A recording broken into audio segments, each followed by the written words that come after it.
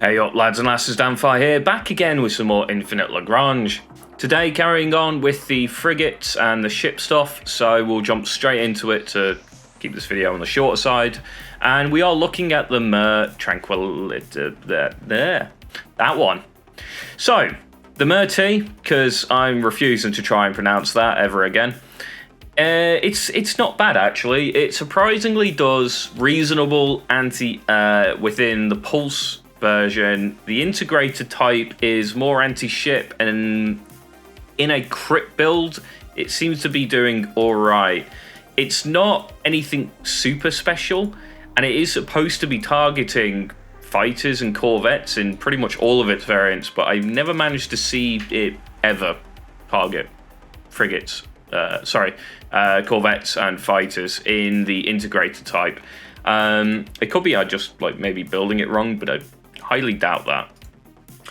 So, the integrated type's got two weapon systems. You have the cross-integrated cannon system, which is a standard projectile, and then you have its missile system. Personally, I like upgrading the triple fire rockets over the cannon system first, but you can go either way. The reason I like going for the rockets is due to the fact that they have a higher alpha damage, so they can potentially get some more damage downrange and on target before they potentially get blown up. Although they are sitting pretty comfortably, you know, in the mid row, so they shouldn't be too bad in this situation, getting it targeted anyway. As they are mid-row ships, though, I do recommend picking up this increased ship HP first before going into weapons, then going into the rocket launcher, where I would ignore the concentrate fire. I would be trying to pick up the 2 hit rates here in the off chance that they do fix it, and it does have, you know, the potential to start hitting fighters and corvettes a little bit more sort of reasonably than it currently does. But if not, picking up the cooldown and then the torpedo damage would be the way to go, giving you 4 slots and you have your last 2 for probably picking up the hit rates, really. Maybe picking them last in case they do fix it. Other than that, you can probably ignore the missile interception on this one, to be honest with you. It's triple firing, so it's 1 times 3 attacks per round with 3-second durations. It's firing just lots and lots of rockets and lots of rockets. The interception isn't going to be too bad on it. Then moving over, we go into the cross-integration platform. And here, again, I would ignore the concentrate fire. And I would be probably picking up the double hit rate here into the double cooldown. And then either picking up 1 of the damage and the intercept, or both of the damage, because that should work out quite nicely. Because as you can see, it's only got anti-air counter-attack, which means that intercept's only going to be hitting this ship or affecting this ship only, so it's not going to work too well versus some of the other ships where you can get it to hit anything within row. Again, it's the same with the AA, and I think this is why this isn't particularly working. However, it does have the potential hit to destroyers and frigates on the rockets, so do bear that in mind, because it will hit them. And yeah, propulsion. So it's base at that 1000 cruising speed, which means you don't really need to upgrade any of this. So probably picking up this to bring the ship into the back row is actually going to be quite good for it. And then you can choose, depending on your fleet cruising speed, you want to try and keep them as high as possible. You can go into cruising speed, or if you know, they're already maxed out there, or maybe, you know, you need a bit more warp speed, you can pick up the warp speed. But it generally doesn't matter. This is one of the faster frigates in the game, and it's probably going to be within, you know, the range that you want it to be for movement speed in any of the frigate fleets that you might try and build. So bringing it back row for certain is just going to be really nice on it. Helps stop again a bit, attacks a little bit as well, which is going to be pretty cool. So there you go, that is the A integrator type. Now the pulse cannon type. This is a little bit sleeper.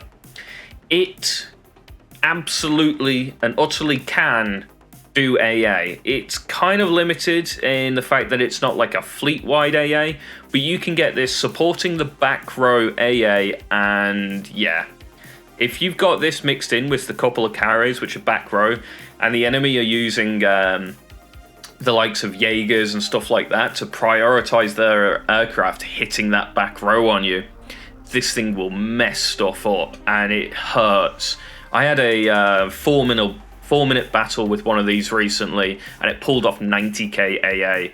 And I don't think it was maxed out, nor were there, you know, like a full 10 of these in the fleet. I think there was only about 6 or something like that. So yeah, they messed up my aircraft pretty badly, and this guy, you know, wasn't running Mistrals or anything like that. So it was quite nasty. And then when I saw that, I was like, I've got to have a go. Been trying it out, testing it out. Works like an absolute charm. So again, it swaps these cannons out, and now it gets an anti-aircraft version. Now, these are pulse cannons, and as I've mentioned before when talking about weapons that have the capability of actually hitting aircraft, they tend to be energy-based. I am not entirely sure why whatsoever, but you may as well just abuse that. Again, this is going to be sat in the mid-row. My recommendation here is grab the ship evasion to bring it to the back row first, just to get it there, and then going all in on its defensive. You can ignore armor in this case, because at this point it's back row, so the likelihood of it being attacked is going to be pretty low. Again, if this is in a frigate fleet, things like Xenos are going to be weighted well above this, so they're going to be taking the brunt of damage way before this thing will anyway. Picking up your focus fire on aircraft here is going to be really nice, because it's pretty much a constant uptime and giving you a nice 50% cooldown, which is a really big damage boost here. And then you can pick up the double hit rate, because obviously more hit rate means you're going to hit more often. I like picking up the double cooldown here over the damage, and that's due to the fact that if you look at its damage, it's only 20 damage per hit. Okay, I haven't upgraded this with 30%, but that's not really going to increase it too much. So those 10% damage increases that you could be getting here are only going to bring this up to like 24 damage. So I generally don't recommend that. I'd recommend even more cooldown, and it brings this weapon down to like absurd. It's just like permanently shooting, basically. So yeah, it can dish out damage. It tickles them. It's like a death of 1,000 cuts, but it will do it, and it does it pretty efficiently. Then moving on to the launching system. Again, we're picking up the double hit rate here just to make sure these rockets are hitting the enemy, and then picking up as much cooldown as you can.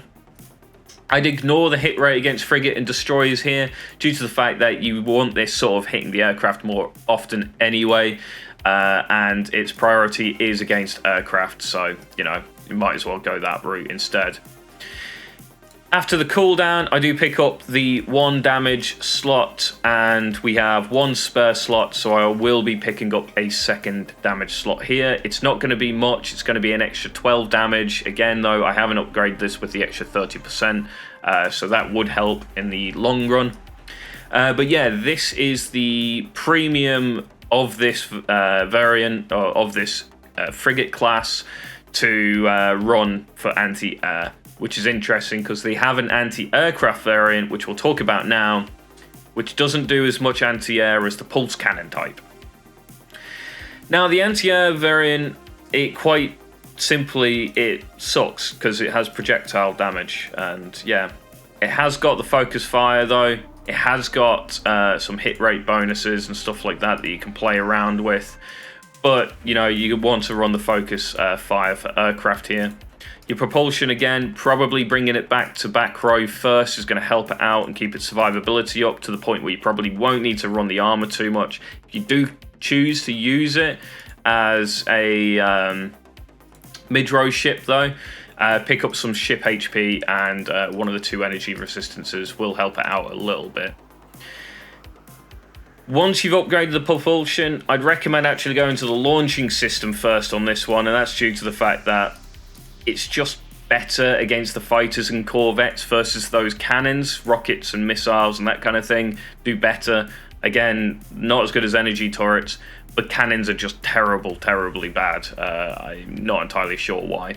My recommendation here is picking up both the hit rates though, picking up both the cooldowns, and that gives you 2 free slots, which you can use the interception ability on, which is quite nice.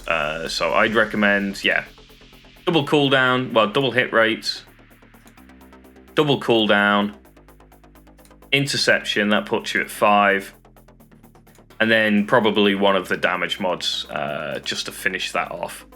Before moving over to the generic battery system, where you will pick up the strategy. Again, you can ignore the hit rates against here because they're both a frigate destroyer, which means you'll be going double cooldown, double damage, and again, some more interception here as well. Unfortunately, it doesn't say it gives it interception here, but it does. Again, no, it's only against this ship. It has no row wide on this variant, which is probably why it doesn't do anywhere near as well as it should be doing. They're all on counter attack. I believe this should be row wide or potentially fleet wide on these rocket launcher nests, but that's where it is at the moment. Get the B type. You can ignore, well, you have to have the A type, but you can ignore the C type, to be honest. Run the B type if you are limited on your anti-air options yourself, and test it out. It's really quite impressive what this thing can do. And I am playing around with a anti-air fleet at the moment, which is specifically designed just to screw the meta over as much as humanly possible. So yeah, there you go. That is the Mare Tranquillatus. I said I'd never try and say that again, didn't I? And I tried anyway. Tranquillitatus? I have no idea. I give up. Don't forget to like, comment, and subscribe. And I'll catch you next time.